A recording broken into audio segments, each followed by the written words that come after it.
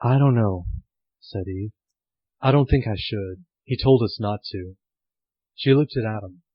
Adam was staring at the tree, as if deep in thought. Did he? Questioned the serpent.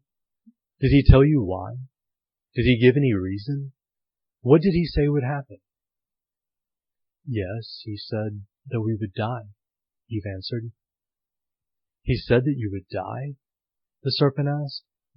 And did he say how? Did he tell you the fruit is poisonous and that it would kill you if you ate it? Or did he mean that he would kill you if you ate it? He didn't say, Eve answered. He just said it's forbidden and that if we eat from it, we'll die. So he didn't tell you the truth, the serpent continued. That doesn't surprise me. Surely you're curious, though. You must have wondered why he doesn't want you to eat it. You must have wondered why he put it there in the first place. If it's poisonous, then what possible purpose could it serve? Why would he have put a poisonous fruit tree in the middle of the garden? And if it isn't poisonous, then what other reason would there be not to eat from it? I don't know, answered Eve. I guess it wouldn't make any sense for him to make a tree with poisonous fruit that would kill us if we ate it. Maybe it's just some kind of test or something. Like maybe he just wants to see if we'll just trust him and not eat from it because he told us not to. That's an interesting theory, said the serpent. Let's follow that line of thought. So he put this tree here and told you not to eat the fruit that grows on it, for no other reason than to test your obedience? And what if you fail the test? What if you disobey him and eat the fruit? He kills you? So there isn't actually anything wrong with eating the fruit? Eating it won't hurt anyone? There's no real reason why he's forbidden you to eat from it? It's just arbitrary? He just wants to see if you'll blindly follow an arbitrary rule? And if you don't blindly follow this arbitrary rule, then he'll kill you? Doesn't that seem evil to you?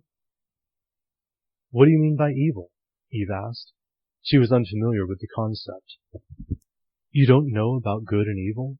The serpent asked. Of course you don't. He doesn't want you to. He wants blind obedience based on fear. That's why he's forbidden you to eat from this tree. That's why he's threatened to kill you if you do. He knows that if you eat from this tree, your eyes will be opened and you'll become like gods, knowing good and evil. This is what he's afraid of. Eve took the fruit. She held it in her trembling hand. She looked at Adam.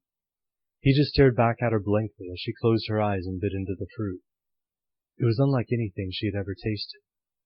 She opened her eyes. She handed the fruit to Adam. He took it, stared at it for a few seconds, and then bit into it. They turned to the serpent.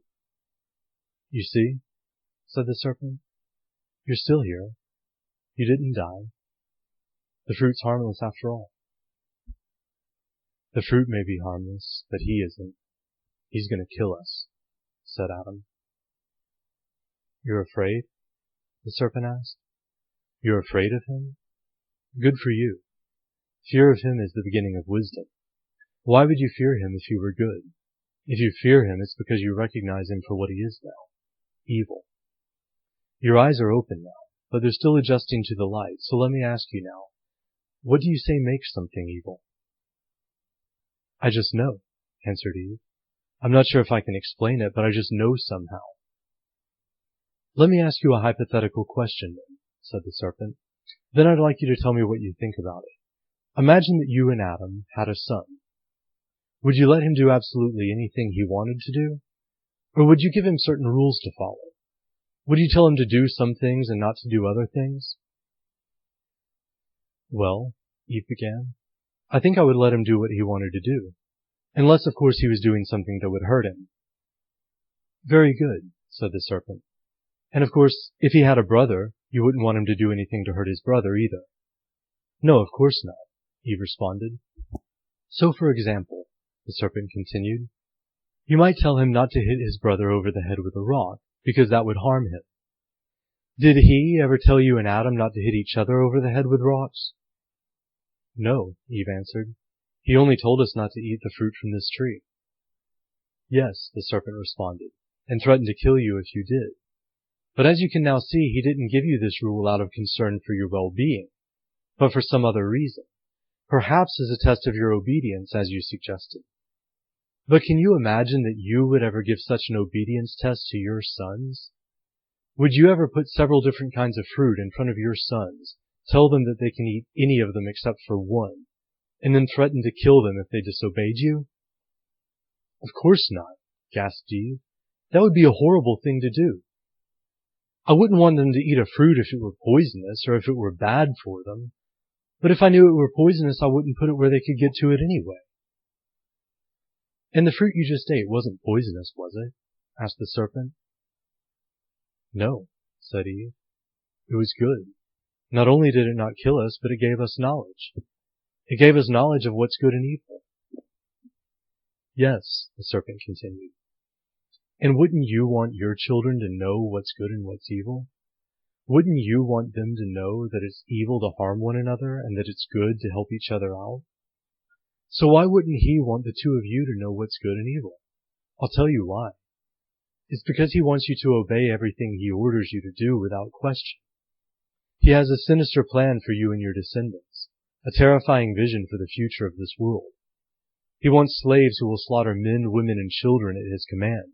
He wants slaves who will willingly sacrifice their own children to him to prove their obedience to him.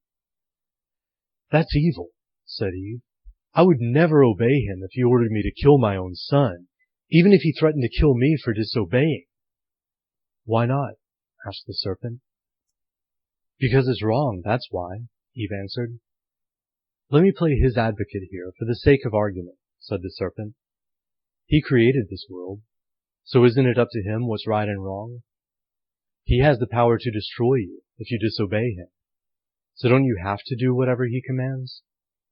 Eve hesitated before responding. He may have created the world, and he may have the power to destroy me, but that doesn't make it right. It's evil to harm other people and to cause them pain and suffering. It's wrong to kill an innocent child, no matter who orders the murder. Only an evil person would order such a thing, and an evil order ought to be disobeyed. Who told you so? Asked the serpent. No one told me, Eve replied. I just know it's wrong. I know this whole concept is new to you, the serpent said. I'm just trying to help you reason it all out for yourselves. You seem to be saying that good and evil are related to pain and suffering. You judge something to be evil if it causes pain and suffering. If you drove a sharp stick into Adam's eye, he would scream in pain. He would lose his vision in that eye, too, so it would do permanent harm to him. The one who made him knows this, too. He created him in such a way that a sharp stick is capable of penetrating his eye and causing intense pain. Which brings me back to my earlier point. If he wanted to give you a commandment to test your obedience, why didn't he just command you not to poke each other in the eye with sharp sticks? Why instead did he forbid you to eat a piece of magical fruit that gives you the knowledge of what's right and wrong? Adam, Eve, where are you? A voice interrupted. Adam and Eve froze in terror. What would he do to them when he found out that they ate the fruit he told them not to eat? They wanted to hide in the leaves, but they knew there was no point. Ah, there you are. I've been looking all over for you two, said the voice, as a man with a long gray beard stepped out of the bushes. He looked at them suspiciously. Hey, what are you guys doing here? Have you been talking to that serpent? You haven't eaten any of the fruit from that tree, have you? I only took one bite, said Adam, still holding the fruit in his hand. She took a bite first. Is that true, Eve? Inquired the man with the gray beard. Did you eat a bite of the fruit and then give it to him to eat? I did, Eve answered. The serpent told me it would open my eyes and give me knowledge, so I tried it. Is that true, serpent? Asked the bearded man. Did you trick Eve into eating that fruit? Trick her? Said the serpent. No, I didn't trick her. I told her the truth. I told her the fruit wouldn't kill her. It didn't. I told her it would open her eyes and give her knowledge. It did. I told her she would know about good and evil, just like you do, and now she does. And now that they know, are you so threatened that you'll kill them? I don't think you will, because you know what will happen if you do. Silence! Shouted the bearded man. I know the rules just as well as you do, serpent. And you know what will happen if you speak to them of the forbidden knowledge. Adam and Eve were shocked to hear this. What rules was he talking about? What was the truth, that was being kept hidden from them. Eve dared to ask a question. Why did you tell us not to eat from this tree? Why is it wrong for us to know right and wrong? What's the harm in that? Why would you threaten to kill us for such a thing? She asked. Well, the bearded man began, that isn't the point. The point is that I told you not to. The point is that you disobeyed me. Why should I have to obey you? Asked Eve. Because you have the power to destroy me? Wouldn't that make good and evil relative and arbitrary? And just because you forbid something, does that make it wrong? Just because you command something, does that make it right? What if you commanded me to kill my baby? Should I obey you then? Would murdering an innocent child be right if that's what you commanded? Why would you ask me a question like that? Asked the bearded man, glaring at the serpent. It seems like a fair question to me, interjected the serpent. So tell us, is right and wrong just whatever you say it is? Or do you say something is right because it actually is right, and that something is wrong because it actually is wrong? Is there an absolute standard of good and evil, or isn't there? The bearded man hesitated. He knew this was a trap. If he admitted that good and evil were absolutes, then what would prevent him from being judged according to these absolutes? His slaves would be justified in questioning his orders. If Adam and Eve spawned a race of humans who had knowledge of good and evil, had a conscience, and were capable of moral reasoning, they wouldn't serve him blindly anymore. He would lose his power over them. They might remember where they came from and escape from this prison he had created for them. Good is following my commandments, he answered. Evil is rebellion against me. I created this world. There is none more wise and powerful than me. I can make whatever laws I decide are just. I can reward or punish people according to whether they obey or rebel against my laws. I think I understand now, said the serpent. In other words, the most powerful being can control the behavior of less powerful beings by using a combination of bribes and threats. Since no one's more powerful than him, no one can bribe him or threaten him. Therefore, he does whatever he wants. But something is right if it comes with a bribe, and wrong if it comes with a threat. So a good person is someone who responds to threats and bribes, and an evil person is someone who doesn't respond to threats and bribes. Is that right? Don't listen to him, said the bearded man. He's trying to confuse you. I made you. I know what's best for you. Everything I do is ultimately for your good. If I tell you to do something, or not to do something, you just have to trust me, even if you don't know the reason why. Oh, the serpent responded. So good and evil aren't just whatever you arbitrarily decide they are then. Good and evil are related to what's in the best interest of human beings. That's what it seems you're saying now.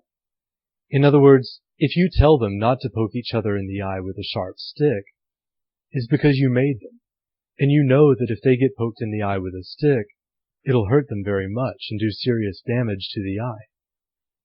And since you made their heads, and you also made large rocks, you know that getting smashed in the head with a large rock will result in serious injury and possibly death. So if you tell them not to smash each other in the head with a large rock, it's because you care about their well-being. Then if they disobey you and poke each other in the eye with a sharp stick, or smash each other over the head with a large rock, the real issue isn't that they disobeyed a rule, but that they caused harm to each other. But I still don't see how eating the fruit did any harm. Maybe you could explain that. And I assume that, hypothetically, if you ordered them to do something harmful, like poking someone in the eye, it would still be wrong for them to do it, even if you told them to do it. What do you mean by that? Asked the bearded man. What do you think I meant, Eve? Asked the serpent. Well, Eve answered, I think you meant that the reason why it would be wrong to poke Adam in the eye with a sharp stick is that it would cause him pain. It would do harm to him. I wouldn't want him to poke me in the eye with a sharp stick, so I shouldn't do it to him either. So whether the bearded man told me to poke him in the eye, or not to poke him in the eye, doesn't really matter. An action is wrong because of its harmful consequences. Well said, Eve, said the serpent. The idea that you shouldn't do something to someone else that you wouldn't want them to do to you actually seems like a pretty good general guideline. Perhaps so, said the bearded man. But if someone did poke you in the eye with a stick, surely they should be punished. If there were no penalty for someone who poked other people in the eye with a stick, what would stop someone from doing it? Justice demands an eye for an eye. So if someone pokes your eye out, they get their eye poked out too in retribution? Asked Eve. But that wouldn't give you your vision back in that eye, would it? Maybe it would be better to try to understand what motivated someone to poke someone else in the eye with a sharp stick in the first place. Then maybe you could prevent that kind of thing from happening again in the future. But wait, said the serpent. What if someone poked someone else in the eye with a sharp stick, but they said they were just obeying the bearded man? What if the bearded man told them to poke someone else in the eye with a sharp stick? Should they still be punished, or should they be rewarded? Would it be right or wrong? Or what if the bearded man had told them to poke someone in the eye with a sharp stick, but they refused because it's wrong to poke someone in the eye with a sharp stick? Should they be rewarded or punished in this case? That's absurd, exclaimed the bearded man. I would never tell someone to do anything evil. That would go against my good nature. So in that case, the serpent asked, if anyone said you told them to do something evil, that person is lying. Certainly so, answered the bearded man. Is it possible that they could be deceived as well? Asked the serpent.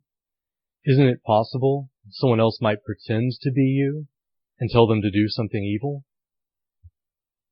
Yes, I suppose it's possible that some evil creature could pretend to be me and deceive a man or woman into doing something evil by making them believe that it was me commanding them to do it, answered the bearded man hesitantly, sensing where this line of questioning was headed. And what if one person claimed that you had spoken to him and him alone, and that you had given him a message for everyone else? Said the serpent. Isn't it possible that someone could easily lie about this and convince people to do whatever evil things he told them to do by making them believe that he was your messenger? Then it wouldn't be right for the people to just obey someone simply because they claimed to speak on your behalf, the serpent continued, but they should judge for themselves whether what the person said was good or evil. And even if you yourself appeared to them and told them to do something evil, such as murder their own child or slaughter an entire group of people and steal their land, they should disobey, because surely it would not really be you, but an evil impostor pretending to be you in order to deceive them and make them do evil. Isn't that right? Yes, that's right, the bearded man answered reluctantly, knowing that he had no choice but to agree with this. And which is good, knowledge or ignorance? What do you think? The serpent asked Eve. Well, surely knowledge is good, Eve answered. And surely a good person would seek knowledge rather than remain in ignorance. And surely only an evil person would wish to keep others in ignorance. And if the bearded man would only command us to do what's good and never what's evil, I don't believe that it really was him who commanded Adam not to eat the fruit of the tree of knowledge. I believe that it must have been an impostor, just as the bearded man said, since he commanded Adam to do what was harmful. For surely it's harmful to remain ignorant, and especially to remain ignorant of what's good and what's evil. The bearded man was silent for a moment. He looked intently at Eve, then at Adam, and then glared at the serpent. He knew that he had completely lost his power to control and enslave Adam and Eve and their offspring. They were no longer ignorant. Well, said the bearded man, I'm glad that impostor didn't fool you, Eve. I was actually just on my way here to warn you about him. He's not what he pretends to be. Eve smiled and said, I know.